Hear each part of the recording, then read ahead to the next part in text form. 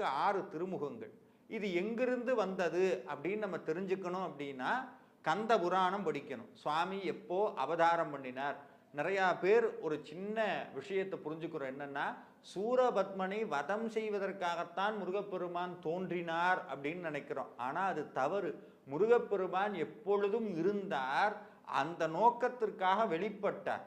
அவர் அப்பதான் அவதாரம் பண்ணார்னா புதுக்கடவுள் மாதிரி ஆயிடும். அப்படி கிடையாது. அப்ப சூரபத்மன் முன்னாடி முருகன் இல்லையான்னு ஆயிடும். அப்படி கிடையவே கிடையாது. முருகப்பெருமான் இருந்தார், சிவஸ்வரூபமாக இருந்தார், நோக்கத்திற்காக வெளிப்பட்டார். அப்படி அவர் வெளிப்பட்ட போது அவருக்கு இருந்த முகங்கள் 6. அந்த கந்தபுராணம் மிக தெளிவாக சொல்லுகிறது. எப்படி முருகன் வந்தார்? முதல்ல அருவமா இருந்தார். அருவம்னா என்னன்னா, எந்த உருவமும் அற்றது. இறைவனுக்கு எந்த உருவமும் கிடையாது. ஆனா அந்த பரம்பொருள் ஒரு நோக்கத்திற்காக தன் நிலையை விட்டு இறங்கி வரும். உதாரணத்துக்கு நிறைய